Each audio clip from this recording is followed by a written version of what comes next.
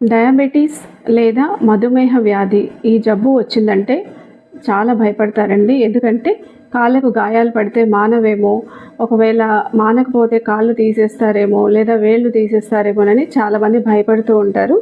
కాబట్టి sugar patients ఎట్లాంటి చెప్పులు వాడాలి, ఆ చెప్పులకి ఎట్లాంటి లక్షణాలు ఉండాలి, అలాగే కాళ్ళకు గాయాలు పడితే అటువంటి వాళ్ళు ఎలాంటి చెప్పులు వాడాలి అనేది ఈరోజు వీడియోలో చూద్దాం. Hi, I'm doctor Sucharita from Sai Datta hospital, Proddatur. ఈ చెప్పులకి ముఖ్యంగా 8 భాగాలు ఉంటాయండి. అందులో ఫస్ట్ పైన కవర్, అంటే మన పాదం మోపిన తర్వాత పైన కవర్ ఉంటుంది కదా, అది చాలా మెత్తటి పదార్థంతో తయారు చేయబడి ఉంటుంది. దీనివల్ల పాదానికి ఒత్తిడి లేకుండా ఉంటుంది. రెండవది టో బాక్స్, అంటే ఇక్కడ మనకి ఆ వేళ్ళు ఈజీగా ఫిట్ అవ్వాలి, అది కొంచెం డెప్త్ ఉండి వెడల్పుగా ఉండాలి, దానివల్ల వేళ్ళు ఈజీగా కదిలే విధంగా ఉండాలి. తర్వాత మూడవది ఇన్సోల్. ఇన్సోల్ అంటే మన పాదం మోపుతాం కదా చెప్పు మీద, దాన్ని ఇన్సోల్ అంటాం. ఈ ఇన్సోల్ అనేది సాఫ్ట్గా ఉండాలి, పాదం కింద ఉన్న ఒత్తిడినంతా ఈక్వల్గా డిస్ట్రిబ్యూట్ చేసే విధంగా ఉండాలి. నాలుగవది మిడ్సోల్. మిడ్సోల్ అంటే ఇన్సోల్కి అవుట్సోల్కి మధ్యలో ఉంటుందండి, అది దాన్ని మిడ్సోల్ అంటాము. ఇది మనకి షాక్ని తగ్గించి పాదం ఈజీగా మనం అడుగు వేయడానికి ఈజీగా ఉండేటట్లు చేస్తుంది. తర్వాత అవుట్సోల్ అనేది కొంచెం గట్టి పదార్థంతో తయారు చేయబడి ఉండాలి, పైగా జారకుండా మంచి గ్రిప్ని ఇచ్చే విధంగా ఉండాలి.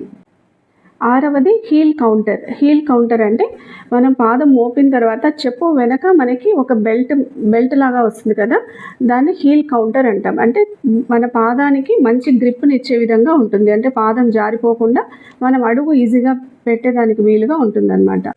ఏడవది కాలర్ ఆర్ ప్యాడింగ్ అంటాం అన్నమాట. ఇది మడిమ వెనక ఉన్న మెత్తటి భాగం, ఇది రాపిడిని తగ్గిస్తుంది. తర్వాత క్లోజర్ అంటే ఇది మనం పాదరక్షణలు కానీ షూస్ని కానీ కంప్లీట్గా క్లోజ్ చేసి మనం నడిచేదానికి వీలుగా ఉంటుంది. ఇది లేసులు కావచ్చు, వెల్క్రో కానీ, వీటితో మనం గట్టిగా పాదరక్షణ మనం టై చేస్తాం కదా, దాన్ని క్లోజర్ అంటాం.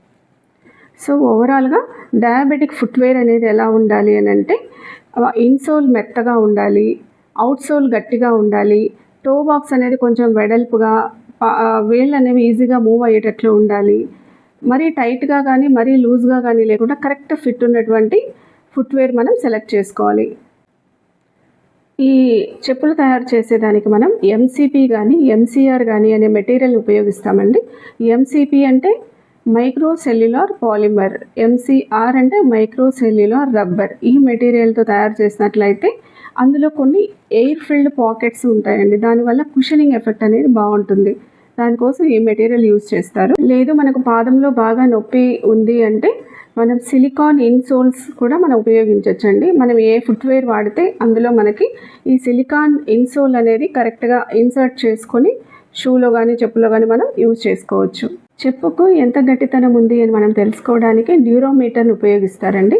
లేదంటే మనం ఇలా ప్రెస్ చేసినట్లయితే అది తిరిగి వచ్చి మన ఫింగర్ని టచ్ చేస్తుంది. దీన్ని మనం ఫర్మ్ కన్సిస్టెన్సీ అంటాము. అంటే సాఫ్ట్ ఉండకూడదు, హార్డ్ ఉండకూడదు ఇన్సోల్, అది ఫర్మ్ కన్సిస్టెన్సీలో ఉండాలి.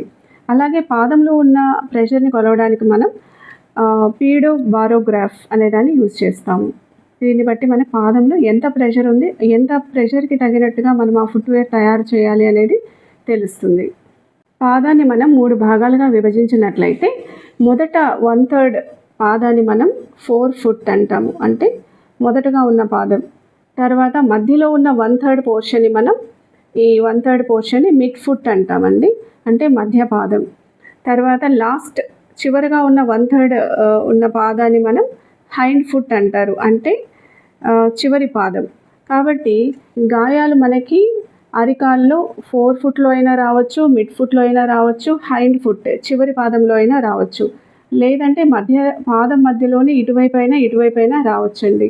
కాబట్టి ఏ భాగంలో మనకి గాయం తగిలింది అనే దాన్ని బట్టి ఫుట్వేర్ అనేది, చెప్పులు అనేవి ఉంటాయి. అవేంటో ఈరోజు డిస్కస్ చేద్దాం. ఒకవేళ మనకి ముందు పాదంలో ఏదైనా మనకు గాయం తగిలింది అనుకోండి ఈ భాగంలో, అప్పుడు ఇక్కడ యాంటీరియర్ ఆర్థో వెడ్జ్, అంటే ఒక వెడ్జ్ అనేది మనం ఈ 4 ఫుట్ ఈ భాగంలో అమర్చడం వల్ల ఇక్కడ ఉన్నటువంటి ప్రెషర్ అంతా కూడా ఆఫ్లోడ్ అయిపోయి మనకి మిగతా పాదం మీద ఈక్వల్గా డిస్ట్రిబ్యూట్ అవుతుందండి. దానివల్ల ఇక్కడ ఉన్న గాయం అనేది మానిపోతుంది. అలాగే మనకి ఈ పాదంలో ఈ చివరి భాగంలో హైండ్ ఫుట్ ఈ భాగంలో ఏదైనా గాయం తగిలిందనుకోండి, ఇక్కడ మనకు ఒక వెడ్జ్ ప్లేస్ చేయడం ద్వారా ఇక్కడ ఉన్నటువంటి ప్రెషర్ని రిలీవ్ చేసి మిగతా పాదానికి అంతటికి మనం ప్రెషర్ని డిస్ట్రిబ్యూట్ చేస్తామన్నమాట. దీన్ని పోస్టీరియర్ ఆర్థో వెడ్జ్ లేదా పోస్టీరియర్ ఆఫ్ లోడింగ్ అని అంటారు. అదేవిధంగా మనకి పాదములో చివర్లా కాకుండా సైడ్స్ ఎక్కడైనా మనకు దెబ్బ తగిలినప్పుడు దానికి కూడా మనం వెడ్జింగ్ చేయొచ్చండి. అంటే లోపలి భాగంలో గాయం అయిందనుకోండి పాదం లోపలి వైపున, దానికి మనం మీడియల్ ఆర్థో వెడ్జ్ ప్లేస్ చేయడం ద్వారా అక్కడ ఉన్నటువంటి ప్రెషర్ ఆఫ్లోడ్ అవుతుంది, రిమూవ్ చేయబడుతుంది, మిగతా పాదానికి అంతటికి ఈక్వల్గా డిస్ట్రిబ్యూట్ చేయబడుతుంది. అలాగే పాదం బయట వైపు ఎక్కడైనా గాయం తగిలిందనుకోండి, మనం దానికి లాటరల్ వెడ్జింగ్ అంటే మనం ఈ పాదం ఈ బయట వైపున వెడ్జ్ ప్లేస్ చేయడం ద్వారా ఇక్కడ ఉన్నటువంటి ప్రెషర్ మనకి ఆఫ్లోడ్ అయిపోవడం, దాని నుంచి మిగతా పాదానికి అంతటికి ఒత్తిడి ఈక్వల్గా డిస్ట్రిబ్యూట్ అవుతుంది. ఈ విధంగా మనం పాదానికి గాయాలు తగిలినప్పుడు దానికి తగినటువంటి చెప్పులు అనేది మనం వాడుకోవాలి. డయాబెటిక్ పేషెంట్స్కి సాధారణంగా చార్కోట్ ఫుట్ అని లాంగ్ టర్మ్ డయాబెటీస్లో వస్తూ ఉంటుందండి. ఇది సాధారణంగా పాదంలో ఉన్న న్యూరోపతి వల్ల వస్తుంది. వీళ్ళకి పాదంలో స్పర్శ లేకపోవడం, నొప్పి లేకపోవడం వల్ల అదే పాదం మీద వాళ్ళు కంటిన్యూస్గా నడిచినప్పుడు ఆ పాదంలో ఉన్నటువంటి బోన్స్ అనేవి అంటే ఎముకలు అనేవి విరిగిపోయి మళ్ళీ తిరిగి అతుక్కోవడం, ఇదంతా ఒక 4 స్టేజెస్లో జరుగుతుంది. అప్పుడు ఫైనల్గా ఆ పాదం అనేది దాని ఆకారాన్ని మార్చుకుంటుంది, అది నార్మల్ స్ట్రక్చర్లో ఉండదన్నమాట.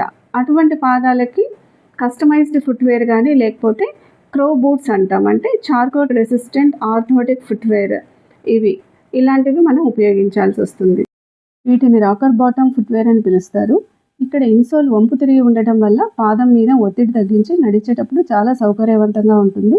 కాబట్టి డయాబెటీస్ ఉన్నవాళ్ళు, చార్కోట్ ఫుట్ ఉన్నవాళ్ళు, పాదాలలో అల్సర్స్ ఉన్న వాళ్ళకి ఈ ఫుట్వేర్ చాలా ఉపయోగపడుతుంది. కాబట్టి పాదాలకి మంచి పాదరక్షలు ఉపయోగించి గాయాలు లేకుండా చూసుకోండి.